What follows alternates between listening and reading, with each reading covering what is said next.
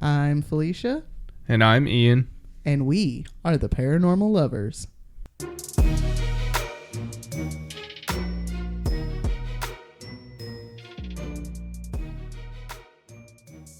Hello, Paranormal Dudes and Days. Welcome back to another episode of the Paranormal Lovers. Hey guys. Hey guys. Thanks for coming back for another episode, number 157.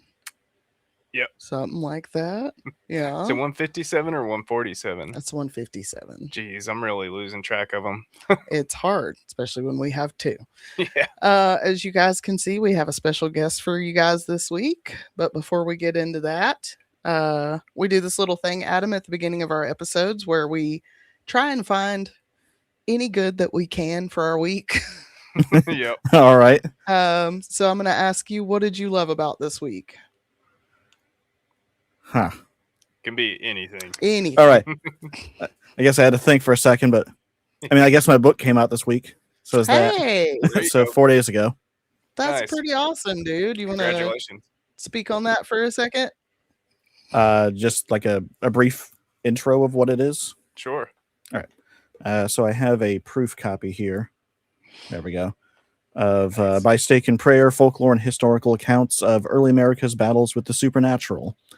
It's essentially a history book on American folklore, specifically the various beliefs that were held by the Puritan people, early colonial Americans, and just in general, their beliefs and the ways that they handled such things.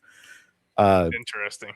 And specifically the way that they believed in things before, I guess, the popularization of Gothic literature towards the end of the 1800s kind of rewrote a lot of what we now think about when we think about traditional, I guess, Gothic horror because Sure. of that.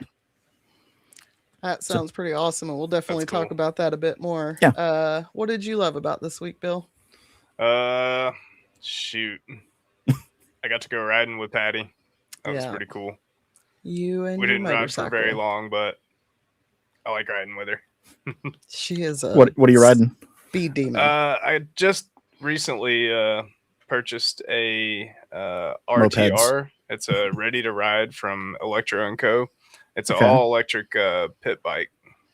Okay. It's kind of on off road, but it's all electric, and super fast. So Okay. it's pretty cool. Our daughter has an electric bicycle type that her grandfather got her for Christmas. So they go out riding around the lake and stuff, and she's a little speed demon. Yep. Which is, I told him, I said, we're going to have to get her the slowest car when she turns 16. Yep. Make sure it's like a junker, so when she Mhm. wrecks, it's like be like, whoops. But what did you love about this week, baby? We celebrated 11 years together yesterday. Yeah. Our Congratulations. anniversary. Yeah, we're like, did you think we'd make it this far? No, did not. But here we are, 12 years later, Yeah. kicking ass and taking names. It's not easy. No, it's worth it. Yeah, it is. All right, Bill. All right. So, hey guys, we're in the middle of Hell Summer Week. It's super hot, and today we're launching season 4 of the Paranormal Lovers. And as you guys probably guessed, we have a special guest. His name is Adam Marrow. He is is it Morrow or Marrow? I unfortunately use both very interchangeably depending on the project that I'm talking about. Nice. So to be So brief like a here, surname? well, okay, so basically my last name, my actual legal last name is Morrow, Morrow, as in the word tomorrow. But my last name and my father's last name, we are the first in our family to be Morrow. My last name should be Merrow. However, my great-grandfather's handwriting was terrible on legal documents, and his E's got mistaken for O's. So my last name should be pronounced Marrow, but it should be spelled with an E. And this is why can't nobody say shit to me when I make sure that Patty has good penmanship. Right. So Like, we're not going to have your last name become like Linty because you can't Right. So basically, whenever I started doing all of my pirate history stuff, which is a whole other thing I do, I decided to go with the last name for Marrow. Bone marrow. It's fine. Yeah. Right. But also because spelling doesn't really become standardized until the late 1700s. So basically, everybody just wrote down words however they heard them pronounced, which also include regional dialects and accents and everything else. So even if my last name was Marrow, Merrow, chances are most people probably would have recorded that down with an A. Right. Yeah. Because of how often they saw the word like bone marrow and all that type of Mhm. stuff. Yeah. So I use the last name Marrow when doing all my pirate stuff.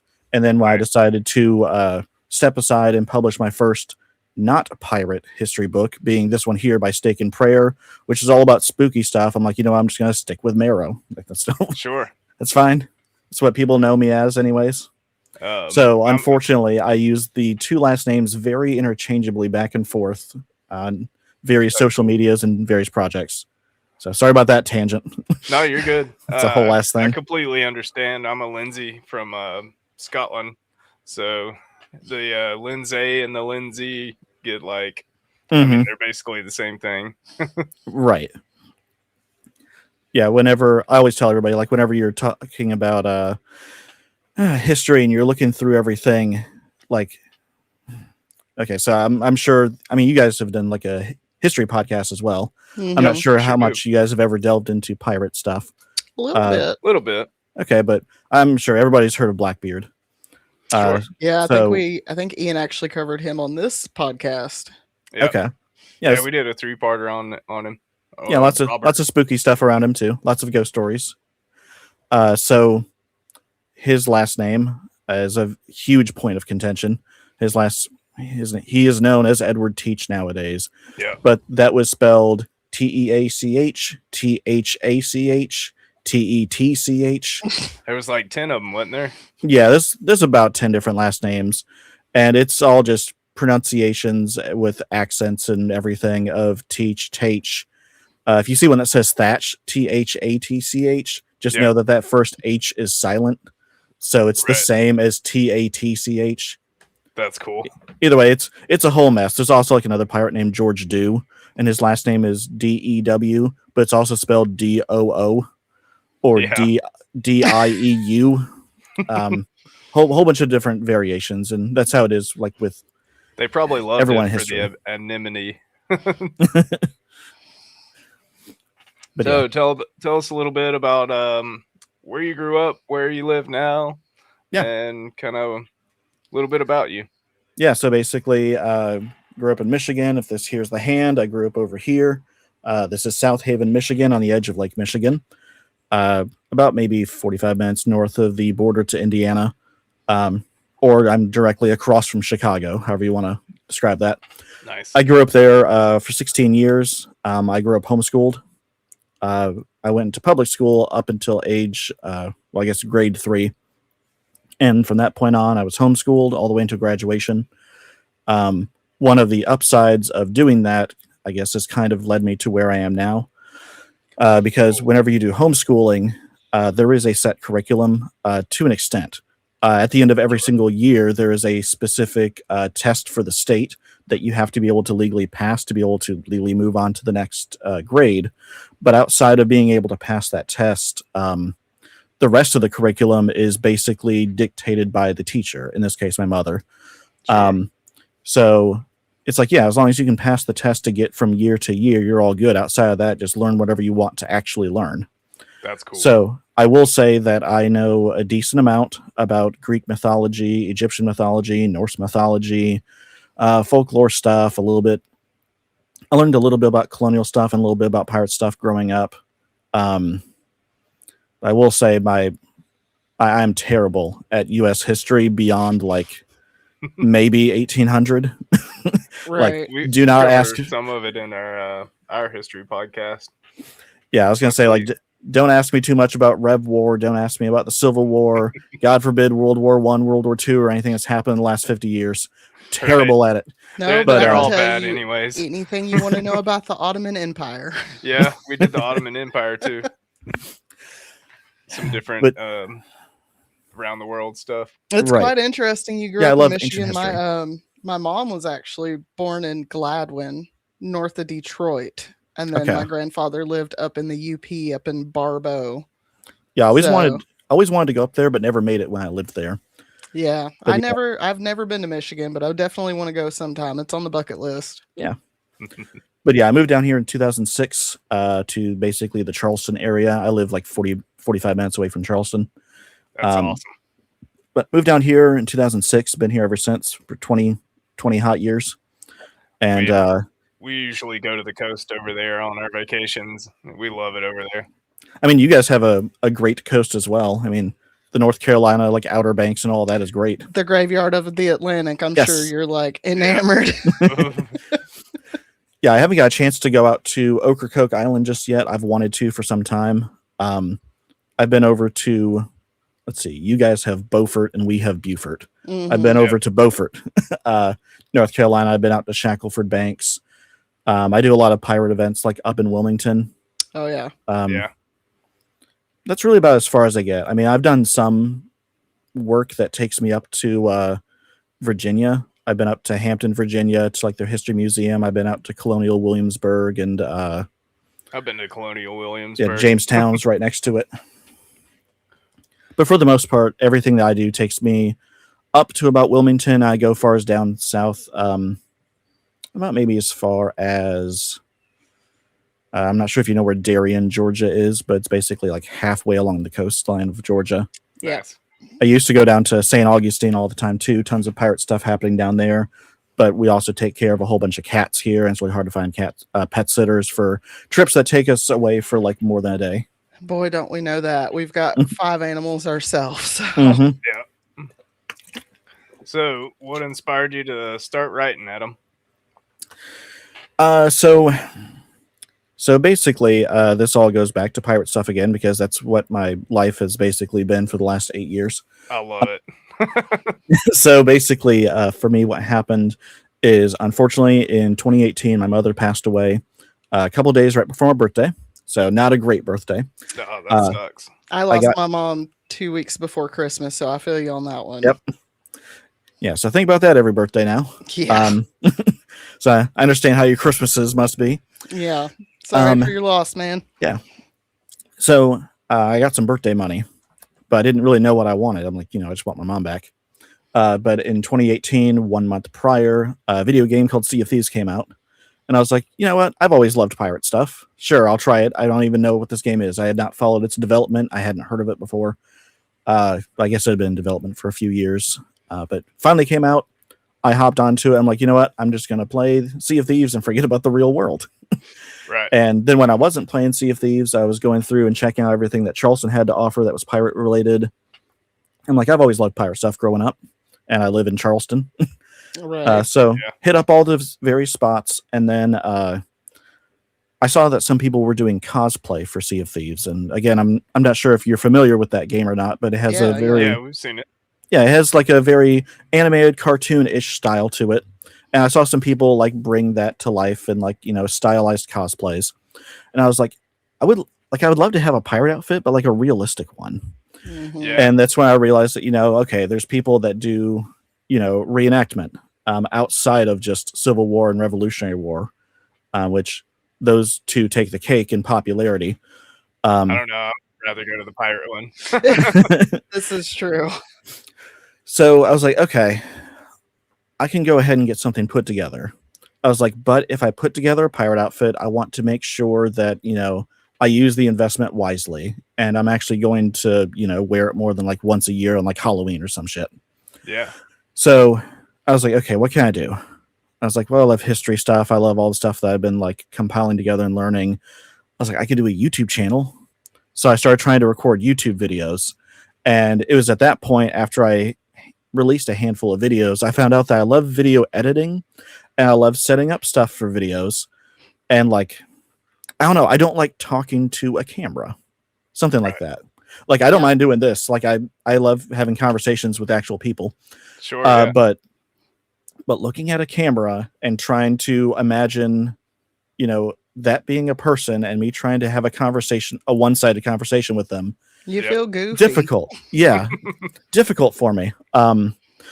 So I also started up a Facebook page at the same time with the same name, which was Shipwrecked with Captain Marrow.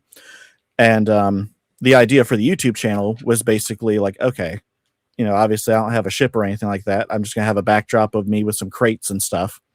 So I was like, okay, I'll go ahead and start up a Facebook page, and I'll see if I can get that to get some followers. And I can share the links to the YouTube video. That way people can actually discover it. Sure. Yeah. And I quickly realized that I greatly preferred typing written content, promoting the video content more so than I enjoyed going through and recording and editing and trying to grow video content. Right. So that quickly grew into me writing, history posts on Facebook, more so than me trying to record history video content.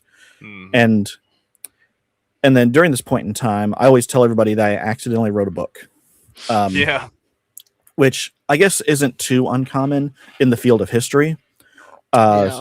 So for me, what happened was I was trying to figure out absolutely everything about where I live, everything about Charleston, not just the stuff that absolutely 100% happened, but also the stuff that people believed happened. So I was digging into all the pirate relevant folklore as well, all the ghost stories, all the buried treasure myths, absolutely everything, and digging into them as deep as possible to separate fact from fiction. And as I kept doing that, I was recording all of it for myself in like a personal document that quickly grew to be 20 pages long, 30 pages long, 60 pages long. And while I was doing this, I was also going up and down the coast, visiting all the different historical sites, going up to Colonial Williamsburg, going up and down the Outer Banks and down to St. Augustine and over to Tampa and a whole bunch of other stuff. So while I was doing that, what initially started as my notes on Charleston became notes on essentially the Southeast coast. And after I hit about 100 pages or something, I'm like, is this a book? I'm like, there's no reason for me to hoard this information like a dragon. Right. It's like, and if I sit here and try to release each of these as like a post on the internet, on Facebook or whatever, I'm like, I could do that. And it's content for like months and months and months, if not years. Sure.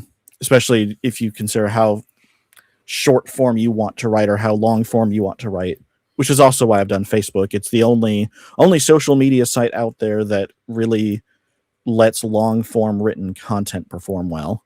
Right. Everything else has a lot of character limits or greatly prioritizes reels and video content and so on. Yeah. So anyways, that eventually became my first book, which was Pirate Ghosts and Buried Treasures of the Southeast Coast, a historical assessment on pirate folklore. Nice. Which the TLDR for that is basically it's a compilation of every single pirate relevant ghost story and buried treasure myth from the state of Florida up to the state of Virginia. I go through and I relay every single folklore tale as they are known by people. Then I also go in and provide historical context. I talk about the validity of the claims and the actual history that spawned the folklore pieces. That's amazing. And that came out in 2023. What was it, September 12th, something like that. It's whatever International Talk Like a Pirate Day is. Nice. That's cool. But while I was writing that first book, I also was simultaneously writing my second book, which was for the same premise, but for the Northeast coast.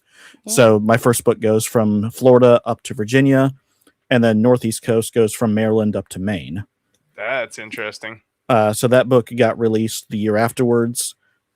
Collectively, it took me about 5.5 years before I was ready to release both of them. And most of the time when I think pirates, I think the Southeast, but I never knew there was like Northeast pirates too.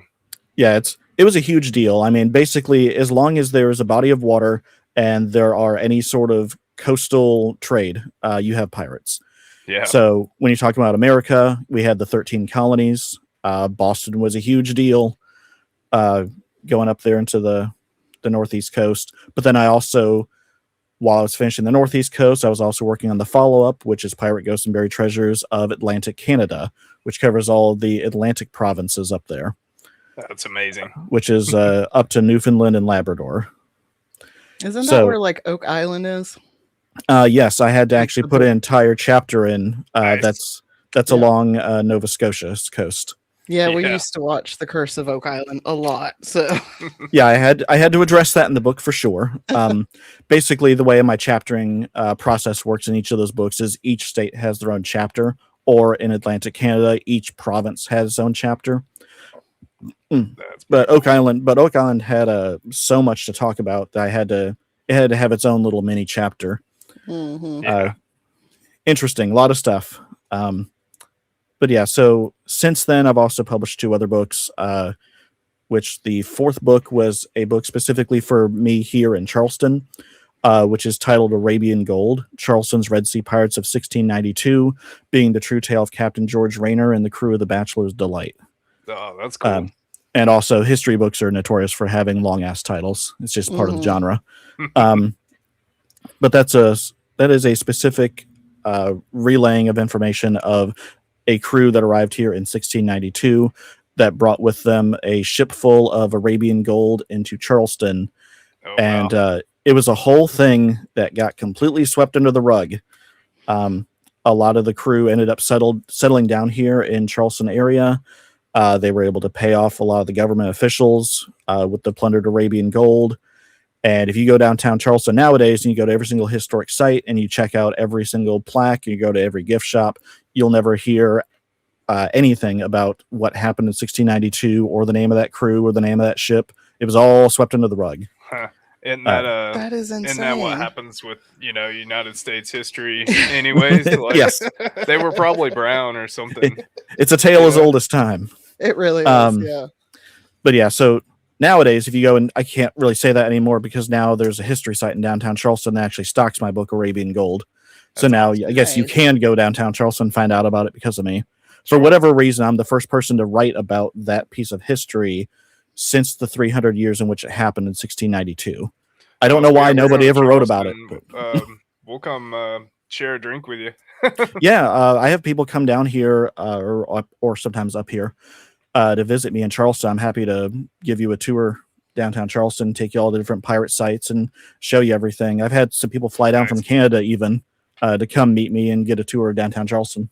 Nice. Yeah. Yeah, Charleston and Savannah are our 2 like summer getaways. If we don't want to make like a big trip somewhere else, we go to those places. And my grandfather's family actually comes from that area. They're Gullah Geechee.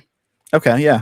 And I don't know if you heard about like Robert Smalls during any of your research you were doing down there. Refresh me on the name.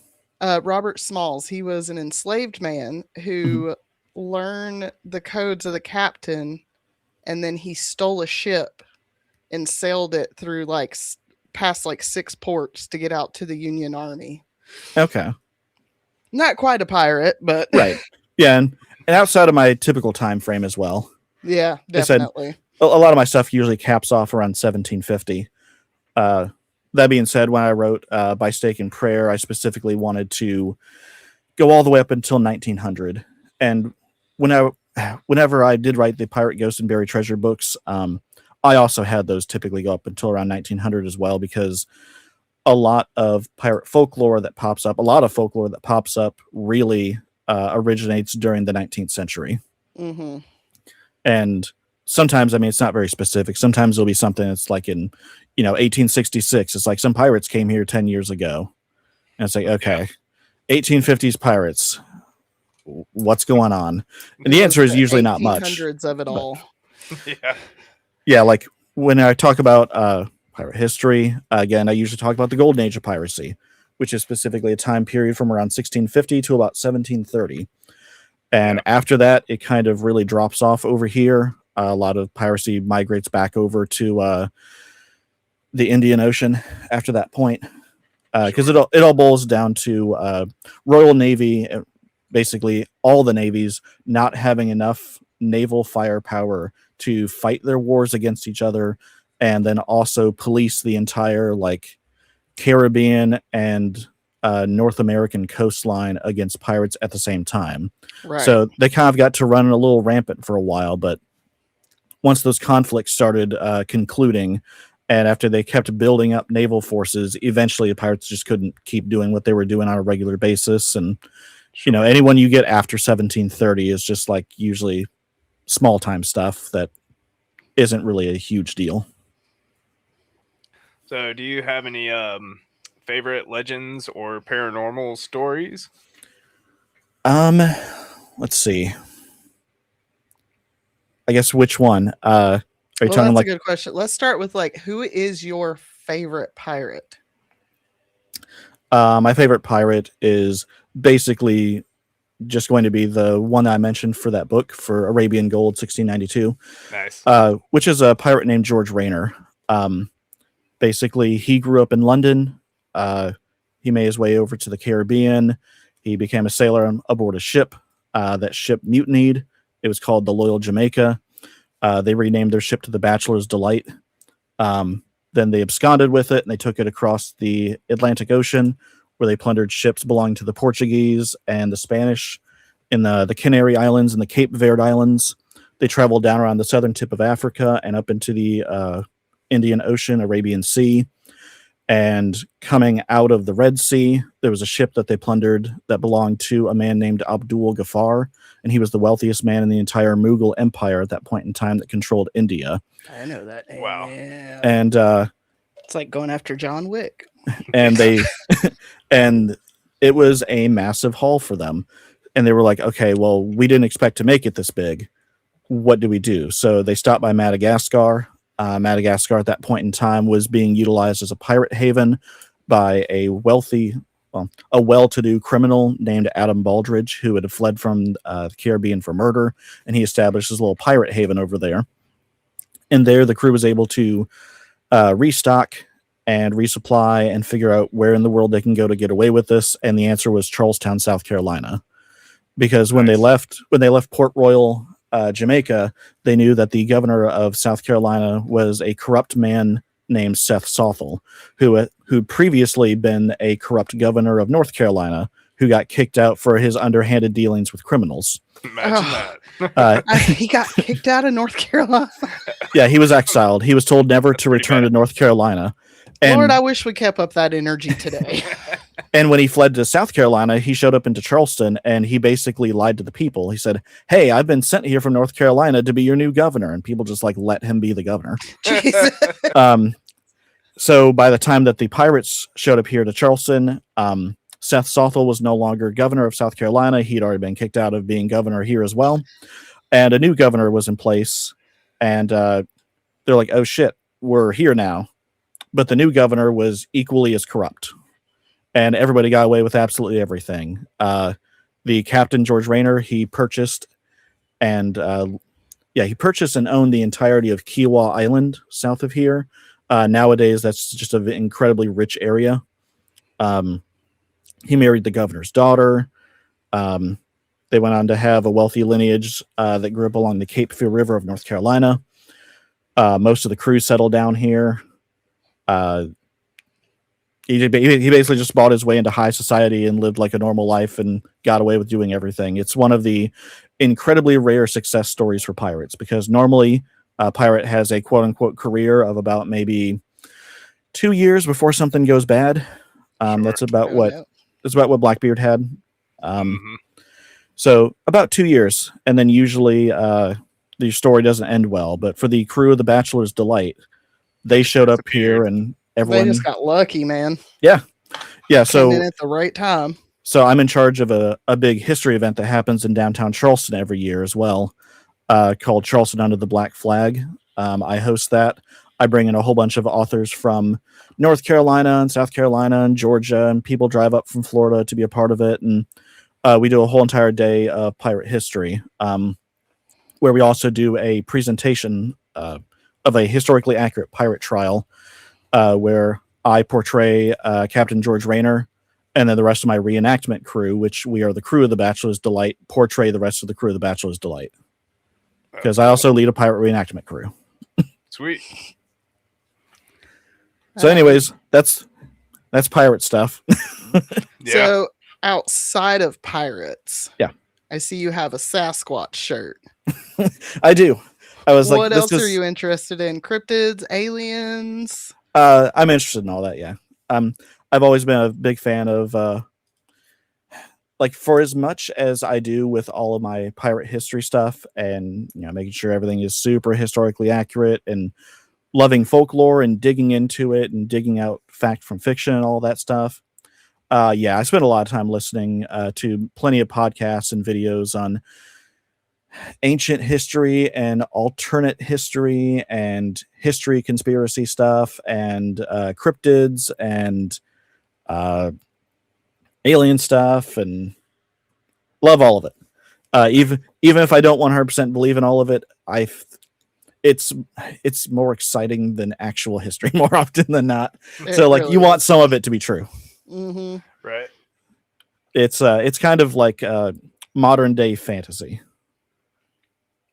in a way. It's like, yeah, this, it'd be neat if it was true. Every time I see a light in the sky, I'm like, it's a UFO. Every single time. And she's like, no, it's a plane. Or a 10-year-old's drone. But I'm also like pretty sure that was Bigfoot. It's fine. But yes, I saw that you guys also tackled cryptozoology stuff on your channel as well, and all the various mystery stuff. It's like, yeah, that's all the same stuff I listen to all the time. Yeah, we do a lot of indigenous stuff too. We like covering the indigenous side of paranormal things. Yeah, it comes with being so close to the eastern band of the Cherokee Indian Reservation. Yeah, one of the episodes of you guys is that I listened to while I was doing some painting a little bit ago was episode 96, The Deer Woman. I was listening to that from you guys. That's a good one. Yeah. She's just misunderstood. But yeah, I will say that in By Stake and Prayer, I don't touch on indigenous stuff all that much. Sure. I feel like that could be its own separate book, honestly. Oh, yeah. Where I've specifically set out to essentially tackle, what colonial settlers believed in. How do we say this? One of the things I had to do when I was writing the book was, it's very important, I feel, whenever you're writing history, to remain unbiased. I feel like it's very important to relay things that happened and things that people believed without interjecting your own beliefs, your own feelings on things. I mean, to an extent, that is like somewhat of something that someone might want to be able to get an idea of the author's personality. Right. And I don't know, I've learned this from pirate history, is that's a fine line I have to walk with that as well. There are some people in the pirate history community whose works I don't want to say have been tainted by, but their works are, kind of looked at a little weird because it's like, okay, this guy's putting a lot of modern politics into this. There's a lot of to an extent, you can glorify pirates too much. I mean, you have to remember the fact that by and large, these were bad people. They were criminals, this, and this. But with modern day trappings, it's easy to fall into the whole root for the underdog. These were people against the man. Very much do. Yeah, it's like, oh, they were lovable, rebellious spirits. I don't know. I kind of envy their freedom. Yeah. Even though they probably didn't have much freedom. Not as much as you would imagine, but yeah. So that was something I had to do when working on this book. It's like, yeah, I'm writing a book called By Stake and Prayer. I'm like, I need to make sure that I know that I'm not writing from like an overly religious standpoint when I'm doing this, but I was like, I also need to make sure that I'm not like I don't want to say crapping on religion. Right. It's like I need to relay the way that these overly religious people believed in things. And so it wasn't like I wasn't setting out too much to like disprove everything in the book. Whereas with my pirate history books, folklore books, it's like, yeah, I'm relaying all the folklore tales as they're known by people, but then I'm also going in and like breaking down like what absolutely could not have happened based on actual history and so on and so forth. Debunking it a little bit. Yeah. Debunking it, but not tearing it apart, because I mean, I still adore the folklore tales and they're still fun stories, and sometimes there is like nuggets of truth in them still. Sure, yeah. So like when I was writing By Stake and Prayer, obviously one of the things that comes up a whole bunch is the topic of witchcraft.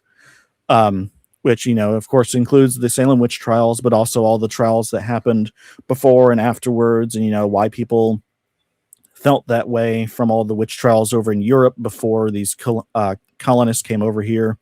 Poor witches. Yes. Yeah. So like Poor women. Let's get Yeah. that right first. so I Poor will say women. I don't go too Right. far in depth about like, stating, if magic is real, if Satan Right. is real, Right. if I mean those You're are more very of just trying to like give the facts. yeah, it's like those are very touchy topics that people have obviously debated about for hundreds and thousands of years. So instead I just relayed, these people did this because they believed this. I don't really go into a whole lot about, the political side of it too much. I mean, for the most part, people generally are aware Yeah. Yeah. regarding like, Salem witch trials. It's like, these, They were yes, just poor, women yes, that poor didn't women. agree with them. It was poor women. There were also a couple of men that stood And the man. accused, and there was Yeah. Giles Corey, and he was pressed to death.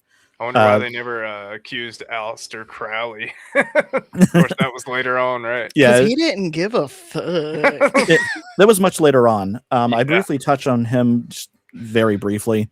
Very but- briefly. But yeah, just in general, after the mid to late 1750s, you enter into like the Age of Enlightenment, and that's when you start getting like everything is now sciency, Right. and like anything that used to be like believed magic or believed supernatural stuff is now suddenly like folklore and like cryptid stuff and so on. So like the Which world's is so crazy because like spiritualism also really comes in hard in the 1800s. yes. So you're That's like, what? yeah, I had a whole section for that as well. The way I have the book broken up, I have it broken up into initially, well, my plan initially was to stylize it. There we go. My plan initially was to stylize it as if it were like an old book, and that includes the interior layout of it as well. I'm not sure how well this is going to get picked up. Let's bring it closer to the camera. Yeah, just throw it closer. Yeah. So like I have it designed as if it were an old ass book from, 17th, 18th century. Yeah. That looks really cool.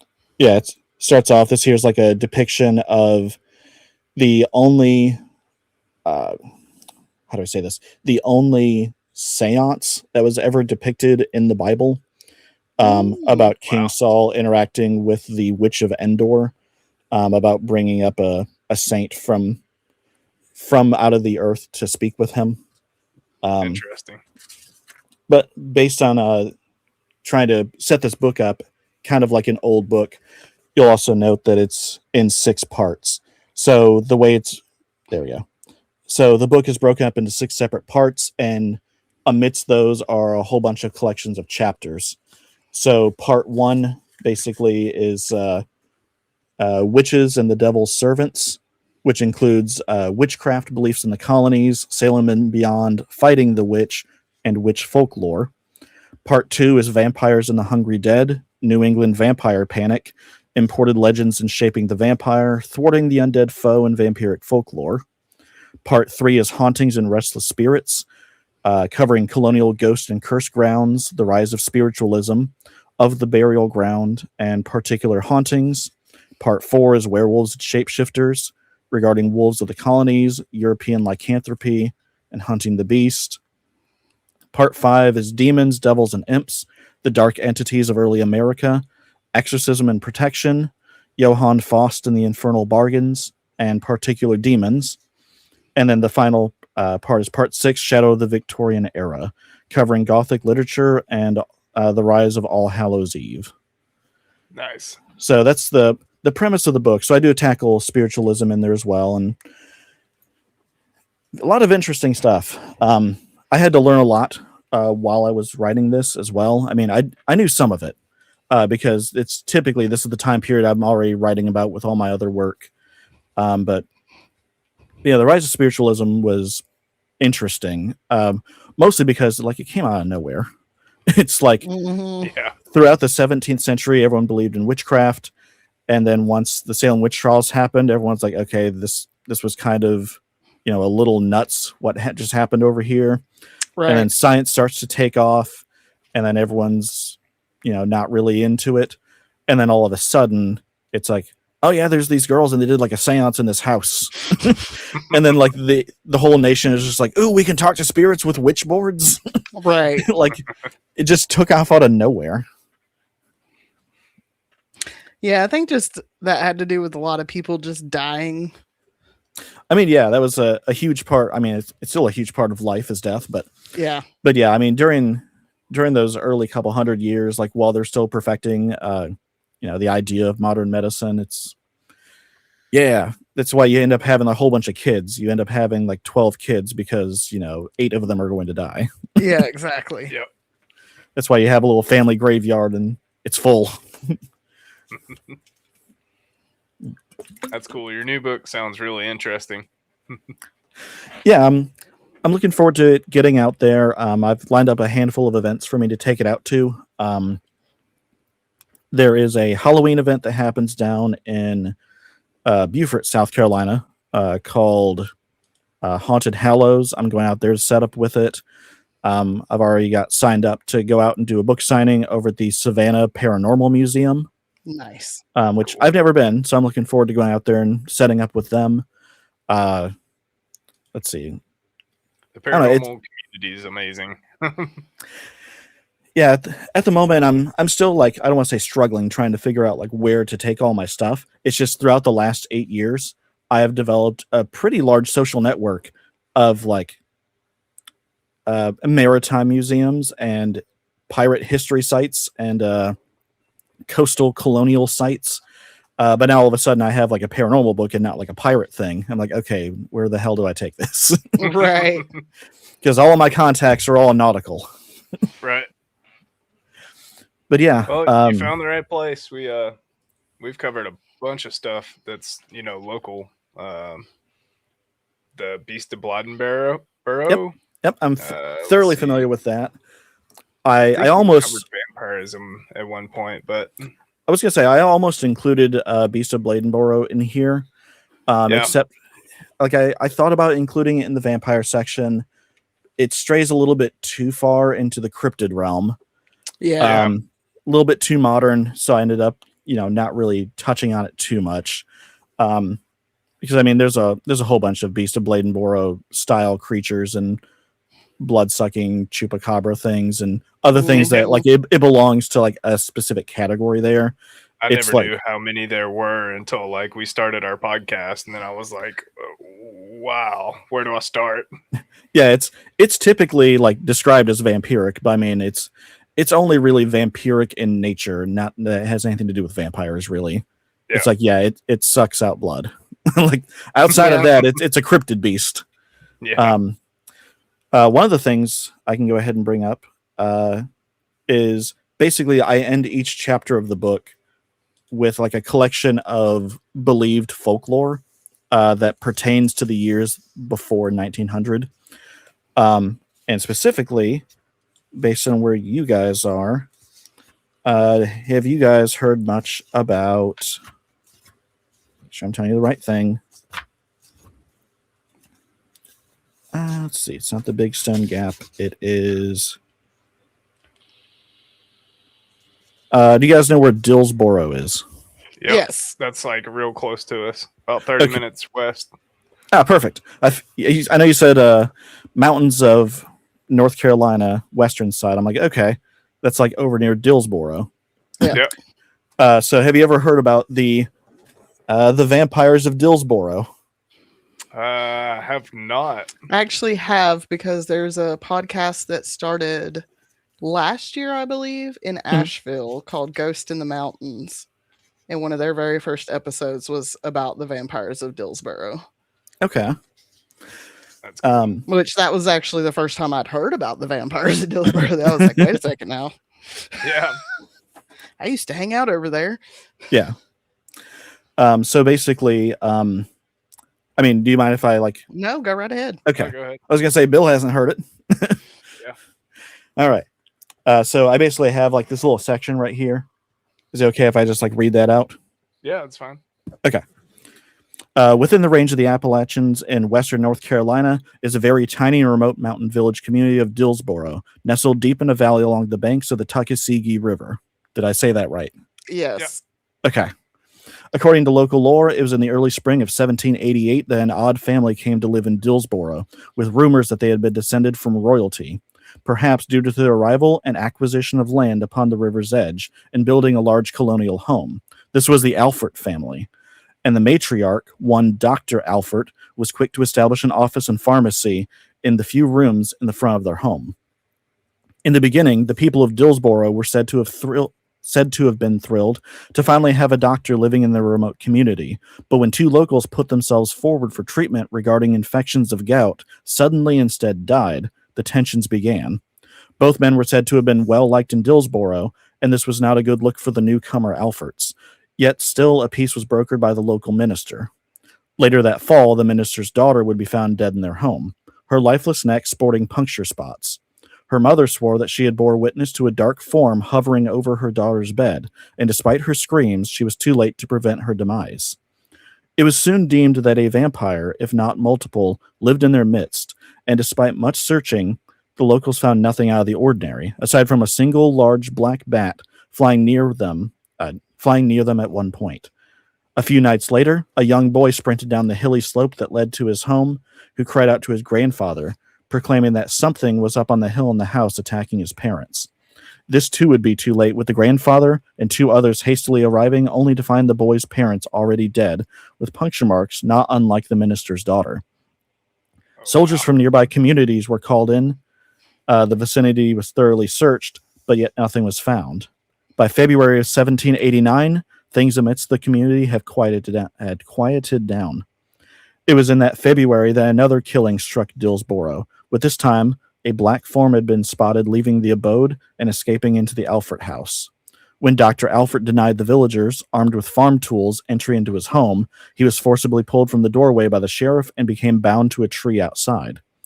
Inside, the villagers had discovered tidy bedrooms upstairs with no indication that anyone had ever been sleeping in them. Yet downstairs, they discovered a large locked door leading to the home's cellar. Busting it open, pressing into the dark cellar, they discovered Mrs. Alford, dressed in black and lying in a casket, yet very much alive, and who hissed and cursed at her assailants as she was pulled from it and outside to join her husband. Two similar caskets, both empty, had joined hers in the cellar. Out in the cold of that February morning, the sheriff made an announcement to the people of Dillsboro of what the Alfords really were, and from the trees hanged them both until dead. Their bodies were cast back into their home, which became set ablaze and burned to the ground. The Alfords also had a 15-year-old son as well, but who was not home at the time of the assault, and was said to have never been seen again after the alleged occurrence. So that's the that's the story of the Dillsboro vampires. Nice. Hate that. Creepy. So I also whenever I wrap up the piece of folklore, I also have a section where where I discuss notes. There we go. Where I kind of, step aside from the actual story and, discuss some of the things regarding it. Sure. So notes. This tale is alleged to be both old and genuine, but cannot be factually proven. Record keeping in rural Appalachian mountain villages during the 18th to 20th century was certainly not the same as one might expect from larger towns and cities. Still, many of the elements that are utilized in the legend definitely stem from later vampire literary works beyond 1788. Yet, this is always insisted as a disproving fact of this alleged historical occurrence. It's always rebutted by fervent believers with the fact that what is presented here, but is the tainted modern adaptation after over 100 years of evolution and the adoption of popularized vampire tropes overlaid to it. Did a family of Alfords move into Dillsboro and then have their home burnt on accusations of them becoming evil undead? Who knows? So that's Sure. so that's that's one of my favorite vampire folklore stories. That's It's cool. it's just neat. It's not too out there. Yeah. It's even if I can't really say I'm a person who believes in vampires, but even if you did, this is a nice little compelling story, and if you don't, it's still a believable thing that could have happened. For sure. I mean, basically, people saw or were alleged to have seen, a black form leaving a house and sneaking around in this remote community, and afterwards, they cast some blame. It's like that's the thing that happens. Right. Yeah, I mean, even if it was like a Black Panther, because we have rumored to have Black Panthers around here. Even if it was that, then it still wouldn't like explain the whole story, like coffins and stuff, Right. that kind of stuff.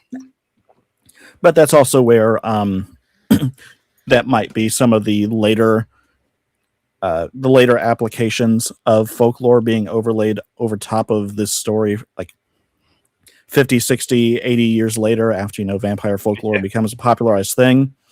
It's like, maybe beforehand, maybe they did like accuse a family and like hanged two of them, but in the aftermath they can always a way for people to just have an excuse.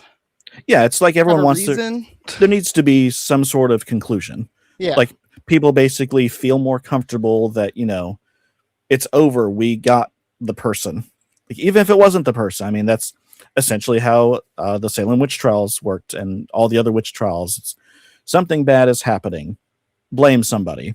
End to that person, and then the thing stops. It's like, we got conclusion. Like it worked. Right. But yeah, I mean, this was a situation like, who knows, maybe after the original story existed for some time and vampire stuff becomes popularized. I mean, maybe it's at that point in time where it's like, oh yeah, they didn't just go to the Alfred family and hang two of them. It's like, no, they found caskets down there. Like that's how things get shaped as the years go on. On a separate note, have you ever heard of the French Broad sirens? The French what sirens? The sirens of the French Broad. Not off the top of my head. So that one's a supposed mermaid tale from the coast. What part of the coast? It runs the tale runs up the French Broad River from the eastern side of North Carolina. No, wait. Or is it come out in South Carolina? That episode was Water Spirits of North Carolina. You're confusing. You're combining the two stories. Am I? So there was the Mermaids of the Cape Fear. Yep. Yeah. And then the Sirens of the French Broad. Oh, okay. There were two different stories. I got you. Yeah, I'm familiar with the Mermaids of the Cape Fear River. I wrote about those in my book for Southeast Coast. But I will say the reason why I'm unfamiliar with the other one is because that is an inland thing. Yeah. Yeah. I was like, I don't even know where the French Broad is at. I was like, I didn't know we could have mermaids in the mountains. Right. Yeah, that's interesting. Around what area of North Carolina was that the French Broad? I don't even know where that river's at. Off the top of my head. Asheville. Okay. It's like the major city up here. But I think that is, again, another one of those cases where, like, it's like a lot of unhoused people go missing there. Mm-hmm. And it's like, well, we don't really know what's happening to them, so we're just going to blame mermaids. Yeah, that's usually how it goes. It's like, a lot of things start happening bad or people go missing. It's like, if you don't have a clear-cut answer, usually you create a monster. Yeah. And that being said, I mean, that's also how you prevent people from going missing when you're talking about children as well. You fabricate the monster, or you claim that it's real. That way people don't go wandering off into the woods or off by bottomless pits or what have you, where people can get hurt. Because that's one of the things I had to talk about regarding pirate stuff as well. I'm not sure if you've ever heard of the Lusca. Mm-mm. It's the Lusca. I'm not sure how familiar you are with terrible movies, but there's a movie at one point in time that came out called The Sharktopus. Oh God, I think I remember that actually. Yeah, I think it's something vaguely familiar. It's something versus Sharktopus on Sci-Fi. But anyways, the Lusca is the Sharktopus. It's an octopus, but it has a shark on one end of it, and it's a creature that exists around like the Bahamas, and it was a creature that was fabricated regarding the deep sea holes, which are basically a bunch of very deep holes that you can go diving down into. But there's undercurrents down in there. You have to be a very qualified diver who knows what you're doing, so you don't get stuck down there or sucked into like a little side cave. Sure. It's like a underwater bottomless pit. I mean, it goes down really, really far. But there's a bunch of those. Just thinking about it. But there's a bunch of those. It's not just a single one. There's a bunch of deep sea holes. So people created the idea of the Luska and claiming that it lived in the deep sea holes. It's the reason why the deep sea holes exist. It's like, that's its homes, and they're potentially connected. And as far as we know, that was a story that was created to keep the islander kids away from the deep sea holes. It's like, that's a terrible way to go, to get sucked down into those. That But yeah, is that's an ugly looking creature. Oh, we were able to look it up? Yeah, look at The Luska? Some of it make me laugh, but some of The them Sharktopus. rough. And the name, just the name, the Sharktopus. Come on now. It's straightforward. Everyone knows exactly what to imagine when you say can Sharktopus. absolutely imagine it in your head. But yeah, in general, if something terrible has befallen a place, like I said, the easiest way is you can make a monster, you can start casting blame, and one of the easiest things you could do back in the day was just immediately just start screaming witchcraft. Which that is the reason why a good chunk of the front of this book is having to do with witches. Even though it's 1/6 of the book chapter wise, this section here is all witchcraft stuff. And it was important to preface it very early on in the book because it will continually keep coming up in every subsequent chapter. Because it even happens today. Because with the subsequent chapters, with the exception of maybe the vampire stuff, when you start talking about even werewolves, the whole entire connection of werewolves, like it all stems back to witchcraft as well. Like when you start looking into European lycanthropy and how people like were interacting with it back then, a lot of the times it's like, it was witches who were shape-shifting into the forms of wolves and going out and doing stuff and then coming back and changing form or adopting the skin of a wolf and so on. So witchcraft had to be tackled before that point in time. Witches, of course, had to be discussed in the book before tackling the concept of demons, and imps and familiars and stuff. Nowadays, they're calling them terrorists. So, but yeah, I just want to hug a tree and I appreciate nature. Okay, right. So that was another thing I really had to step into. Again, nowadays, especially with the popularization of Wicca, and for that matter, the popularization of like Satanism by like Anton LaVey and all that type of stuff.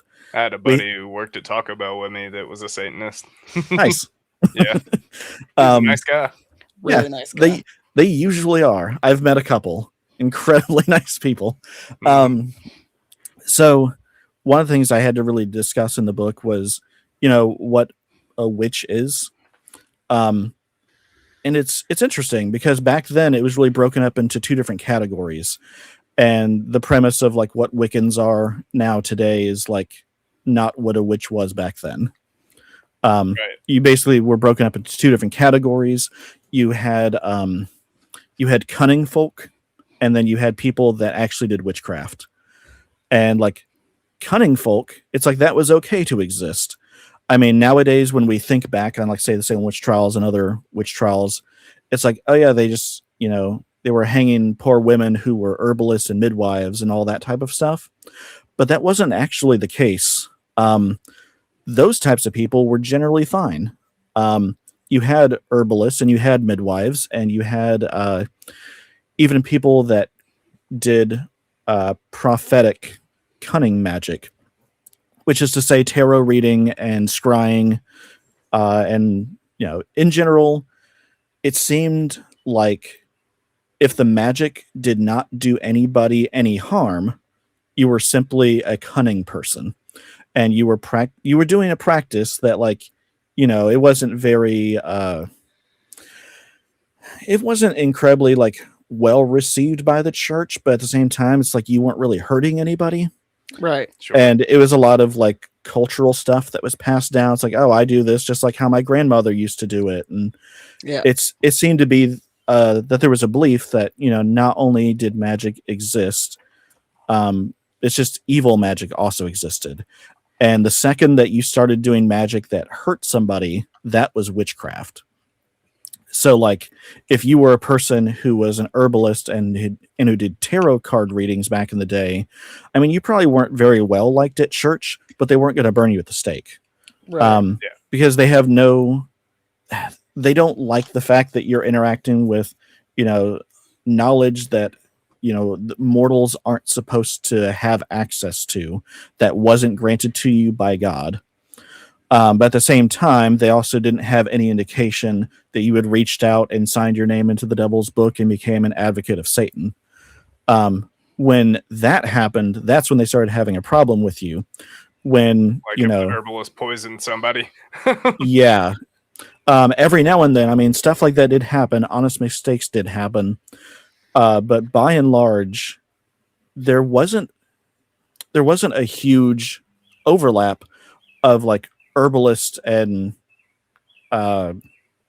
soothsayers and stuff that ended up facing execution for witchcraft. I mean, it did happen occasionally here and there, but I mean, by and large, it didn't. Before you had to be, I mean, you could be accused for whatever, but actually following through and proving it was another thing. That being said, I mean, proving that someone, was a witch who practiced witchcraft and was an advocate of Satan was easier said than done. I mean, for the most part, those sorts of confessions were essentially tortured out of people. Right. That happened on a regular basis. Back in Europe, that happened all the time with witch finders, who a lot of the times they got that sort of information out of people through sleep deprivation, which sounds awful. That is horrible. Yeah, everything about what all they were doing, not so great. Yeah.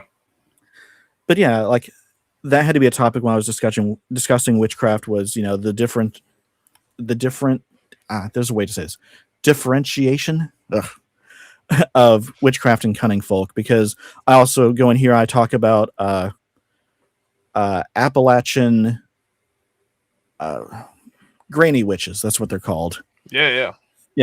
I had to talk about Appalachian granny witches, and it's like, why weren't they accused and being hanged like further up along the coast? For a while in Appalachia, all the grannies were granny witches because they just had these weird things they do. Yeah, and that's probably the chapter where like I address some of the more indigenous stuff, because there's a lot of, again, tie over with Cherokee culture in Appalachia. So when I talked about the granny witches, I had to talk about some of their beliefs. I know that there's like a prophetic female spider deity. If that rings a bell. It does ring a bell, but I can't think of her name. Yeah, I'll know it when I see my page. Here we go. It's like the second one, isn't it? It's like the snake and then the spider. I don't remember either. I do feel like Indigenous Tales covered it at one point, though. Mm-hmm. I'm sure they were pointed out as like being witches as well pretty often because of they're just indigenous. It did happen. Well, shit. You can't really find it quickly enough. But in any case, one of the other things I had to do when going through the book for each of these different chapters is I also wanted to explain how these people combated such things. So it's like, what do you do against witches? What do you do against vampires? What do you do against werewolves? And each of those have their own little sub-chapters. And I will say the prevailing answer for most of it is silver and prayer. Like, that's basically how the book's name came to be. It was like, okay, what did people believe in and how did they combat these threats? And the answer was by stake and prayer. Like, silver is a huge deal. It doesn't matter.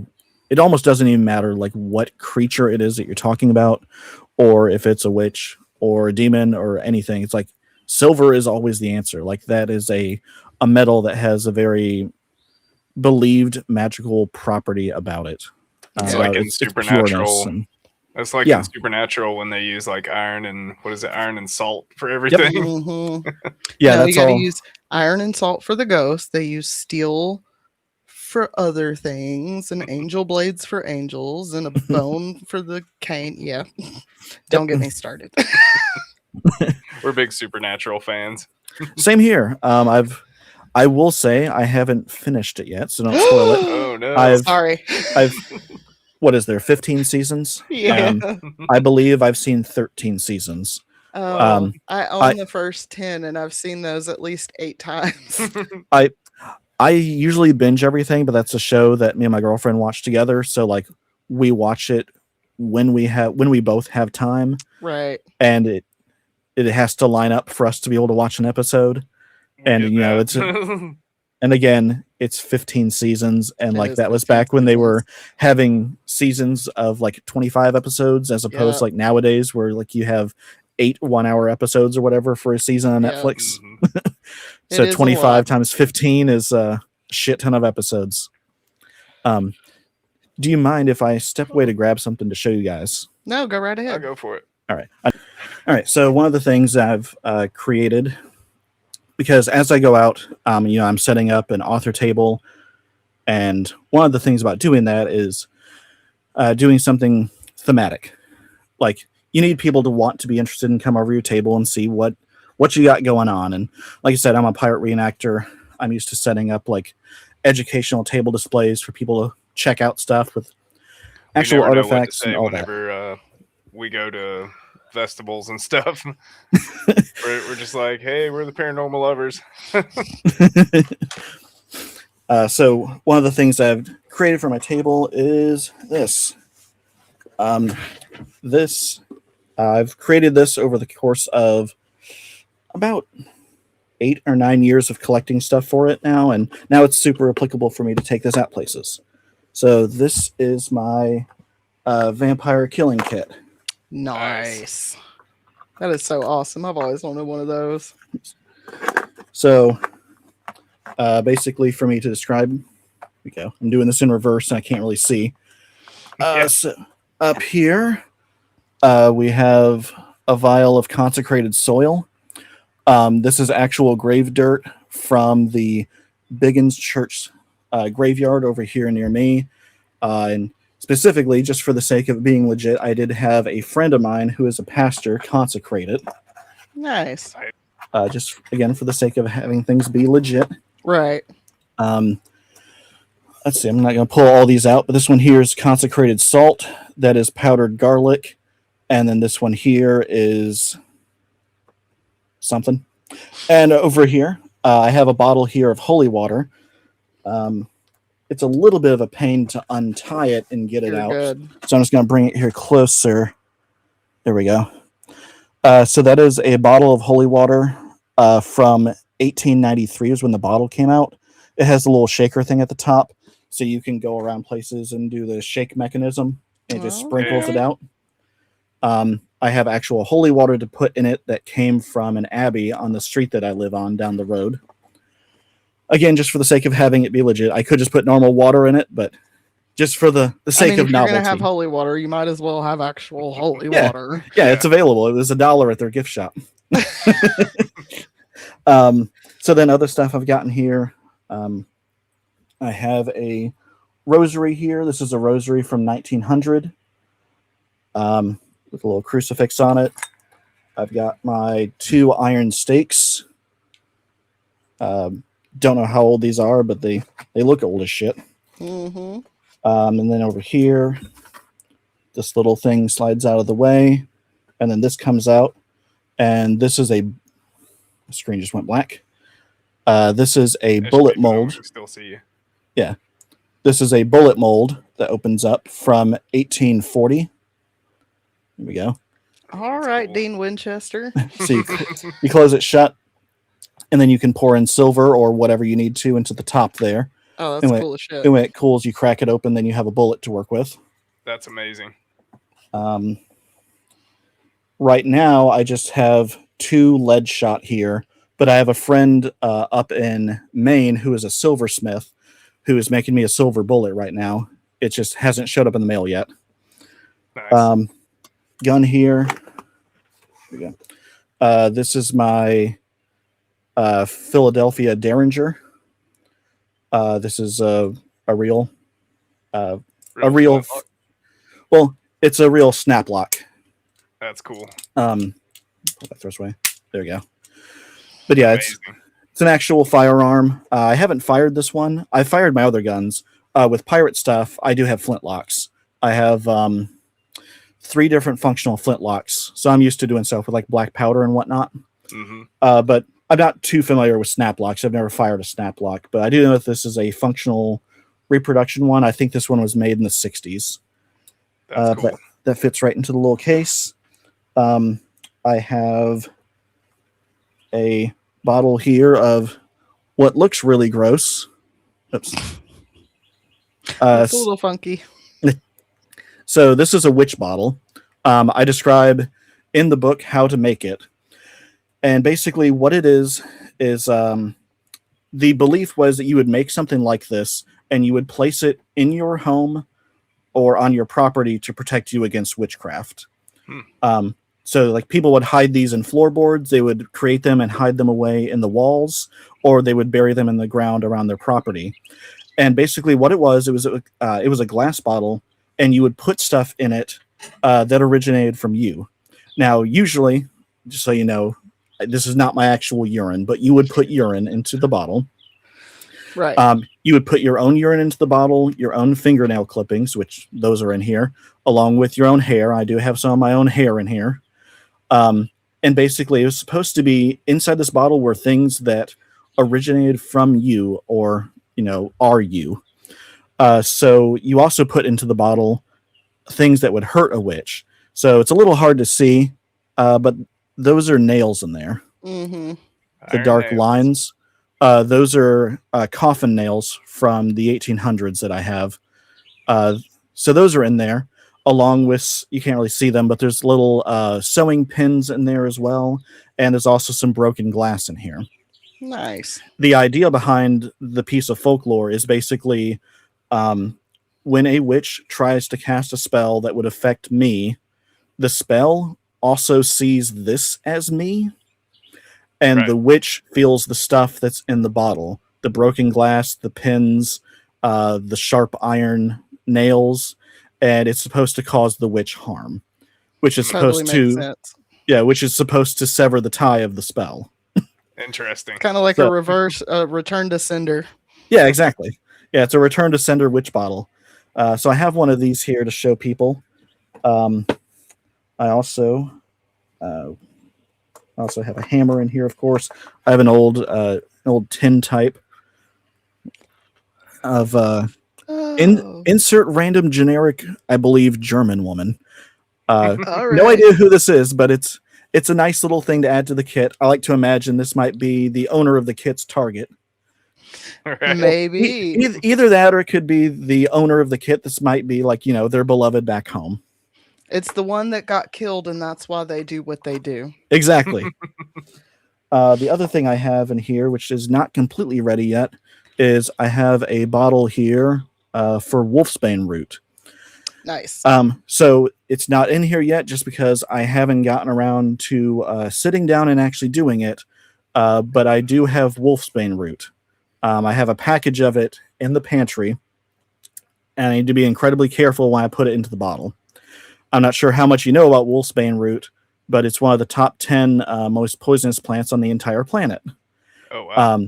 It was called wolfsbane because people would use the wolfsbane root and get the juices and put those onto the tips of arrows for the purposes of going out and hunting game in general, but it particularly worked well at taking down wolves and stuff.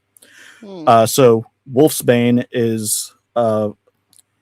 it's a flower. It's like a nice purple flower, but the most dangerous thing of it is the roots. Simply touching the roots, it can be absorbed through the skin, and it causes organ failure.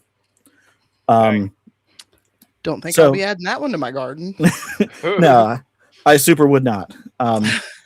And people have died from doing that just because, if you brush against the plant, like you're not supposed to do it without gloves. Like when I do this, I'm supposed to put on gloves. I'm supposed to break it up with like a hammer. And I'm supposed to use tweezers to put it into the bottle, because you do not want to absorb it through the skin. But Sure. the completionist in me and the fact that I love bringing actual history to the table, I'm used to bringing out real artifacts. I'm like, I want it to be legit. Right. Right. So I have some wolfsbane root. It's just not in the little jar just yet. Yeah. And then let's see here. Let's see if I can. Sweet kit. That is a cool kit. There's the handle. I have this little compartment that comes out, which has some more stuff down in there. But on this piece of wood, there is an engraved symbol there. It's a little hard to see. And I'm going to butcher this word. I need to know how to actually pronounce this for when I talk to people at my table, but I believe it's like apoptraic magic. I'm going to look up how you pronounce this. It's AP. This is going to kill me. Apoptraic magic. Sorry for not being prepared. Oh, you're good. A-P-O-P. Okay.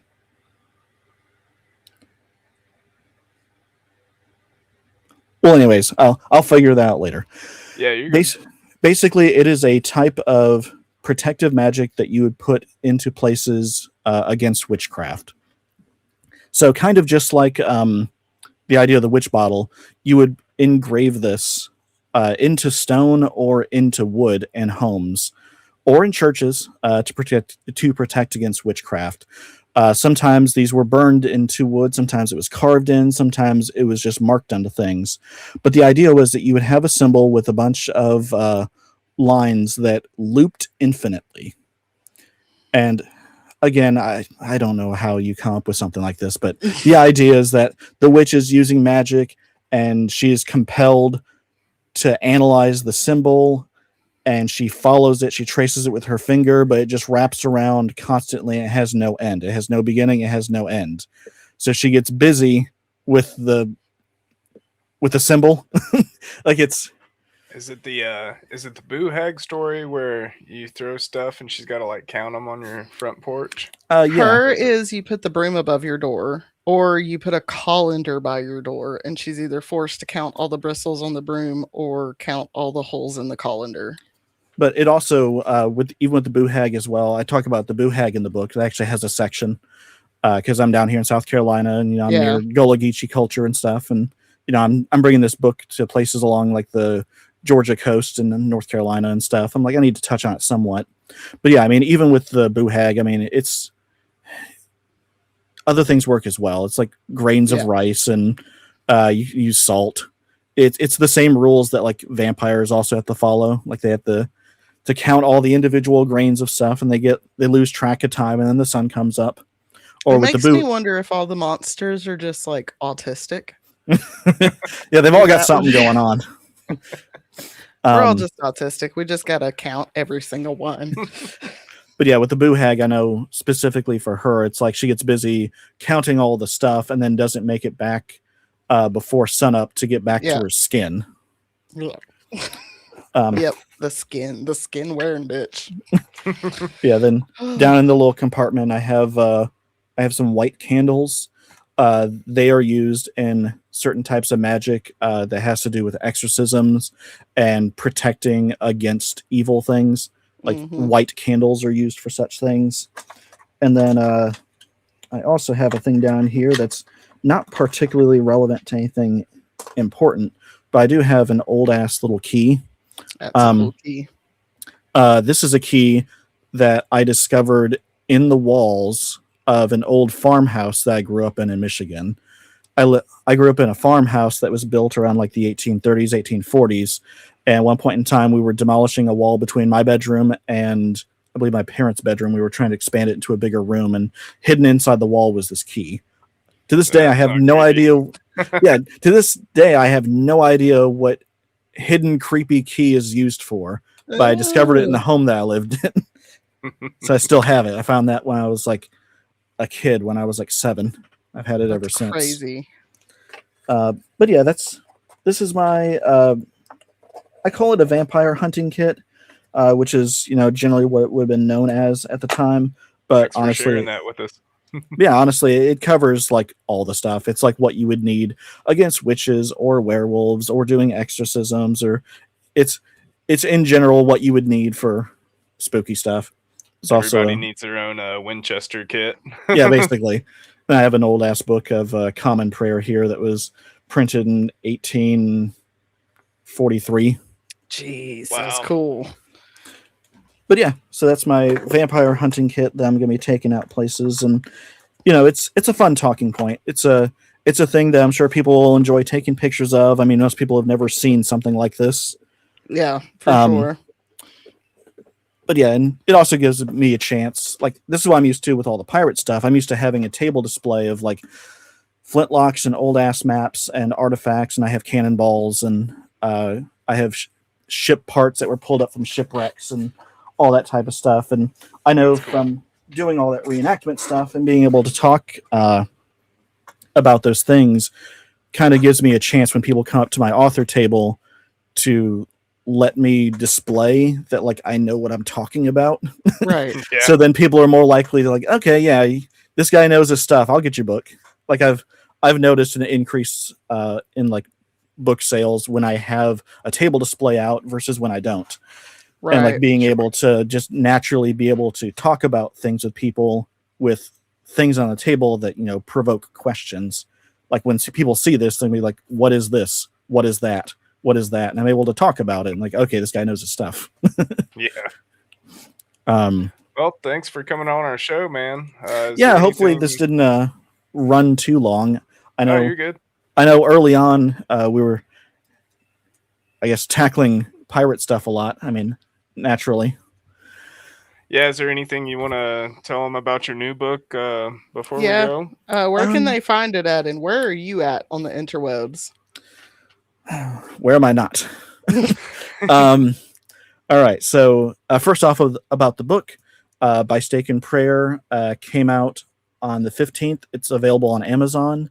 You can find it in paperback. You can find it in hardcover, and it's also up there as an ebook. I believe the paperback's $25, hardcover's $35, ebook is $8, I think. But then as for me, you can find me going up and down the coast to various places throughout the year. But the best place to follow me and stay up to date with everything that I do, again, as I mentioned early in the podcast, is Facebook. Mostly because Facebook, again, is the best place for long form written content. Right. So it's good for authors. But on Facebook, if you find me under Shipwrecked with Captain Marrow 2.0, that's going to be the page that you'll see me using the most. I also have a separate page on Facebook that is just author Adam Marrow that is exclusively just about spooky stuff. You can also find me under author Adam Marrow on TikTok. You can find me under Shipwrecked with Captain Marrow on Instagram. I have a Shipwrecked with Captain Marrow YouTube channel as well that hardly ever gets updated. I got some old ass videos on there where I started trying to do this. And what else?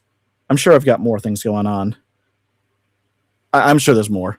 I have a thing nowadays. I just came out with bookmarks that I'm going to be able to hand out to people that have a QR code to one of those websites where it's like the QR code takes you to this site and then it just has like a shit ton of links to all your various social media projects. Yeah. Yeah. I think it's called Card, CARRD. I think that's the name of the website. It's like a free version of Linktree. Nice. But anyway, sorry to ramble. No, you're good. We also ramble. We do. We have big parts of our show where we just ramble. Yeah. I guess one of the things I had a question here is like, I mean, what is the duration usually for your episodes? I'm sure we've already gone far beyond your usual. Usually we run like 30 minutes. The longer ones run about an hour. Yeah. Okay. I have no idea what time it is. But I was gonna say what? We have a few that have went this long before, especially whenever we have collabs with people. They tend to go really long. Oh yeah. I gotcha. Yeah, I was gonna say one of the things here on this episode, I mean, I rambled a lot. I got to talk about a whole bunch of stuff, but I didn't get to ask you guys any questions really. What do you want to know? I guess basically, up around your area, are there any neat sites? Like, I love going out and visiting allegedly haunted sites and allegedly paranormal sites and so on and so forth. I've also enjoyed coming up to Western North Carolina a handful of times in the past. I like going hiking. You guys got some really nice mountains and waterfalls up there. Oh yeah, days of hiking. Yeah. But yeah, I mean, up around your neck of the woods, you guys got anything cool? There's a lot actually. Quite a bit. We have a local Bigfoot. That's our first episode. His name's Boojum. I like that. And then we have the Brown Mountain Lights are a good one. They're just these weird anomalous lights that I'm float familiar with around those in the lights. Linville Gorge. Yep, familiar with the lights. Not so familiar with Boojum is his name. Yep. Boojum. Boojum is like this. He's a Bigfoot, but he looks like a mountain man. So it's basically just He's a like mountain a man, giant Bigfoot. mountain man. Okay. Yeah, he would hide his gems at the bottom of a moonshine jug, and whenever you found his cave, no self loving mountain man's gonna dump out moonshine. So you Right. drink it. By the time you get to the bottom, you pass out, and he just comes in and gets his gems and leaves. Okay. And he's got a girlfriend called Annie, and they came up with a communication system, which people like to say is how we came up with the hootenanny phrase. Okay. Because she hoots like an owl. Do you know? There's a lot of houses too. Like the Biltmore House is obviously one of the most famous houses in the world. The name rings. The name rings a bell. Is it the Biltmore? Is it Manor? Yeah, Mansion? we just call it the Biltmore House, but it is a mansion. Yeah. It's supposed to be haunted by. I feel like I've seen ghost hunting Vanderbilts. shows go there. Huh? So I feel like I've seen at least some ghost hunting show go there. Like I'm Probably. familiar with the name, but I can't think of off the top of my head of what it looks like or where it's at specifically. Yeah. I know the word Biltmore though. Like the Vanderbilts are said to still haunt the place. There's a headless cat in the garden. Cool. There's a couple buildings in downtown Asheville where suicides have happened. Mhm. Yeah, the Gargoyle Tower. The Jackson building. Yeah. There was like a mass shooting that happened. There's a bar called Barley's where you can see a man standing, but you can only see him from like his knees up. Okay. And they found out it's because they raised the floor like a foot. Mm-hmm. So he's standing on the original floor. Yeah, one of the things that's kind of in regards to that. Have you ever heard anything about the stone tape theory? No. The stone tape theory, I believe, is, I want to say it originates at some point in time throughout the 1960s, 1970s is when people first started talking about it. The idea is that whenever you see a ghost, what you're actually seeing is a playback of something that was recorded by stone.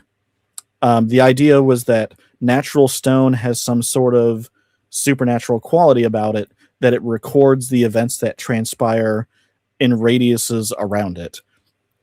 And that if you are a certain type of person who's attuned to such things, you're able to see the playbacks from the stone, which is why it's called the stone tape theory. So the idea is that whenever you see a ghost, you're just seeing like a projected playback. So, I mean, that's why you would see someone walking through the walls, or like you said, you only see from the shins up, because the playback is just playing back however it was back in the day, regardless of what the current site looks like. But yeah, that explains time loops right there. Yes. Where you just keep seeing like battles replay themselves over and over and over again because that rock has just soaked in so much. Right.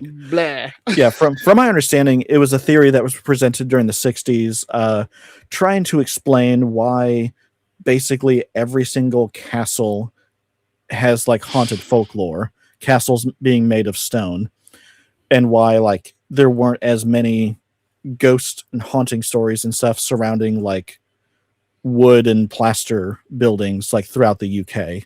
Right. So someone proposed the idea of the stone tape theory. And it's like, oh, it's literally recorded by the castle itself. That would explain a lot of things around here because, like, there's Ooh. rocks everywhere here. Yeah, mountains. Yeah, and Appalachia's the oldest mountain range in the world. So, Yep. like, she has so many memories and she holds so much energy.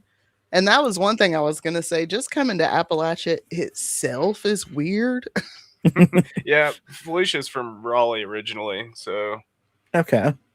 Yeah, but if you're open to it, you come up here. Like, there's just like a different energy about the place. yeah. And it's weird. I don't like to go outside at the dark. I just stay in the house when it's dark out there because I don't know. Could be a flesh pedestrian, a knot deer, spear finger. I love the don't net know. deer.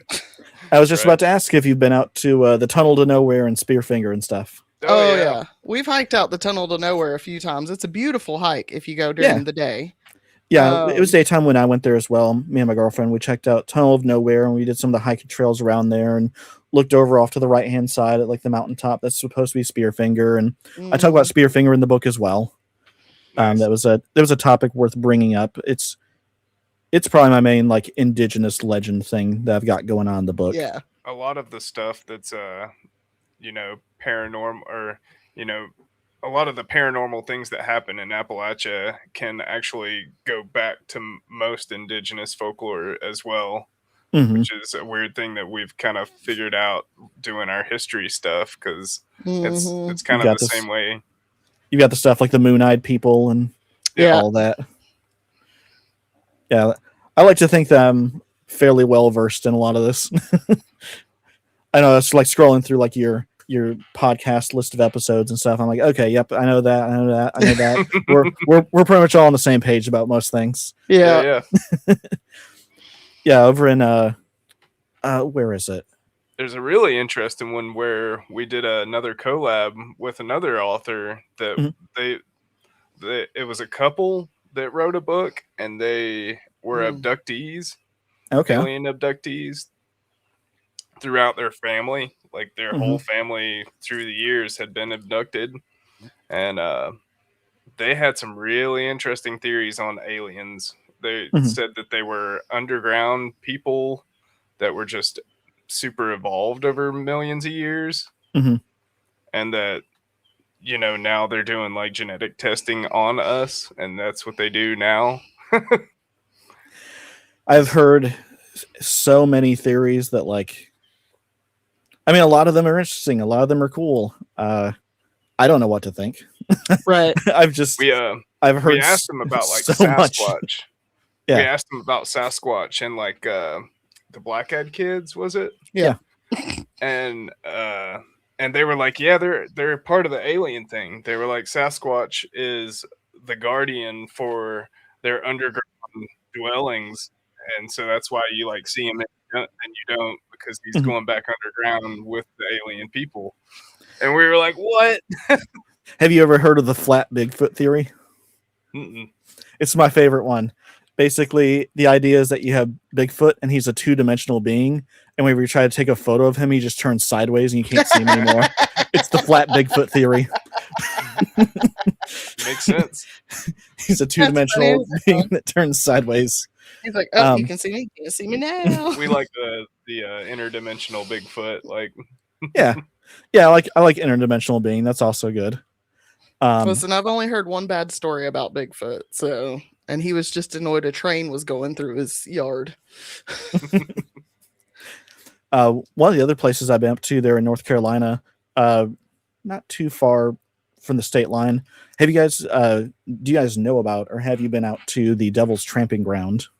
I have. Okay. You've been out there? Yeah.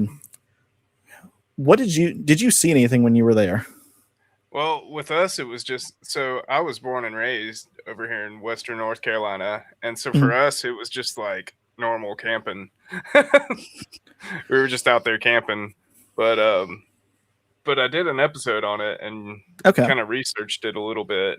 And, I don't know, it seems just like a normal place to me, but so I went there, either 2 or 3 years ago. 2 or 3 years ago, I went up there, finally got a chance to check out Devil's Tramping Ground, and I heavily researched it before I went there and stuff. I was aware of, I guess, local authority problems regarding it. I guess since the 60s and 70s, a lot of like, you know, satanic cult activity, people coming out there and doing stuff with robes. Yeah. People have been caught dropping down and praying at the gate that goes into that area. And I'm not sure, how long ago was it that you visited the place? Yeah, see, with mine, it was like years and years ago. Probably, probably 25 years ago Okay. since I've been there. So when you got to there, what was the layout of it like? Like you're traveling alongside the road, and then what was it like for you when Well, you it was pull up to the site? just a camping area whenever I went. So you could like hike back in there. Did it have a gate? I'm not sure if it was gated or not back then. Because for me, whenever you're traveling alongside the road, Was it gated off for you guys? well, it wasn't. So when we're traveling alongside the road, you turn to the right. There was a metal gate, and then it has like a private property sign where you're not supposed to go back there anymore now. Right. And as you look back through the pathway, you can see that opens up into the infamous clearing. Yeah, the little And we're field like, there. yeah, and we're like, okay, well, shit, what are we supposed to do now? And we realized that before that gate, there was another road that branched off in like a Y shape. We went down that, and there was an area back there to park at. I mean, it wasn't really like a parking area. I mean, it was a place where it just People kind of had stopped. parked. Yeah, people went back there and did park. And when we showed up there, hung on the tree facing the road, there was like an antelope skull that was hung from the tree. I'm like, okay, nice and creepy. And then we went further into it. We parked and looked around, and all over the ground we found remnants of jawbones and teeth. I found another tree that had a deer skull hung on it. There was another deer skull that was flipped over on its back and rested up on a branch. There was these two tall pine trees, and in between the two pine trees, if you looked up high enough, about maybe 30 feet up, somehow someone had taken a wooden beam and lashed it across horizontally and tied it up there with rope. Sure, yeah. And then hanging down from the center of it was a rope. And then on the ground between the two pine trees, there were scorch marks from where there had been a fire. And we're like, okay, who was hanging stuff here to cook? Somebody was stuff? gutting a deer. They might have Maybe. been, yeah. That's exactly Maybe. what I thought, because you hang them up there and you gut them and then you clean them and then you cook that bitch. Yeah. But yeah, Sounds like some crazy rednecks. but yeah, there was that. There was a handful of trees. We found some carvings in the trees where some people had carved like a bunch of tally marks into it. Another one, someone had carved like a pentagram into a tree. It was very crude. It looks like they might have just chopped it in with like an axe head, something like that. Right. Yeah, from what I understand, they blocked it off because humans are trash and just wouldn't respect the space. They That's would find more like likely. trash and people would party and just leave it a mess and not respect the space whatsoever. Yeah, There's a lot I of know. people here that do that. I know some people like got in trouble there for animal sacrifice as well, especially with chickens. There were a lot of chickens that were sacrificed there in like satanic rituals. One of the things I actually took one of those deer skulls from the Devil's Tramping would have. Ground. You said antelope, and I was like, I'd have took that and probably got haunted, but it would have been fine. I didn't take the antelope head one because like it was pretty well nailed up. It was difficult, but the deer skull that was just laying on its back, resting on a branch. So I'm like, yeah, I'll take a haunted deer skull from the Devil's Tramping Ground. I have it hang in the hallway. But yeah, I think in North Carolina, I went to the Spearfinger place. I went to the Devil's Tramping Ground, and I don't think I've been to many other places up there. I know just south of the North Carolina border, I've been out to the what's that bridge? There's a haunted bridge, Stone Bridge. We have one in Nashville called Helen's Bridge. Okay. What's the story behind Helen's Bridge? It's also a band of a buddy of mine's. Yeah, we have a friend that's in a rock So if you band look called for Helen's it, you'll have Bridge. to like kind of Google foo it. It's a good name. It's Yeah. fun. But yeah, hopefully at some point in time I'll make my way back up there to North Carolina and check out some more stuff. Like I said, I love coming over to Western North Carolina.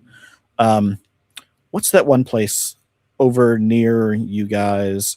There's like a campground. It's got some waterfalls. There's like a little mountain town nearby that's like very touristy. Does that ring a bell? I feel like you might be talking about Maggie Valley. No, there's a bunch of waterfall, But different yeah. waterfalls. There's a lot of that around here. Oh yeah. I'll There's a bunch of notice. campgrounds, Deep Creek, Sunburst. Deep Creek sounds like it might be it. Is there a town nearby it that starts with a B? Bryson City. Yeah. Yep. Yeah, that's exactly what I'm talking about. It's a nice Yeah. campground. You can go tubing up and down the creek. Yeah, I didn't get a chance to do that when I was there. I want to say we were there like during late fall, early winter, something like that. So there wasn't too much of like a camping scene going on. Mm-hmm. But we've always wanted to come back and actually go camping there and actually check it out when the water's nice. And we loved going to Bryson City. That was the place I was thinking of. That's a good thing nowadays, though. Right. Go in summertime, it's refreshing. Yeah, according to my thermometer right now, it says it's 98 degrees out, which means that the heat index is like fucking 117 or something, something like that. We'll see. Yeah. But alrighty, I guess I'm gonna. Good having you on, Adam. Nice meeting you. Yeah, I had a good time. Hope your book goes well. Yeah, I'm looking forward to it. I already had a whole bunch of pre-orders, so I have a whole shipment on the way right now for me to take out to events and for me to sign and mail back out to folks. Yeah, at some point in time, if you ever want me to hop back on and talk about some ghost stuff, I do have a weird paranormal story from having grown up in a haunted farmhouse. Nice.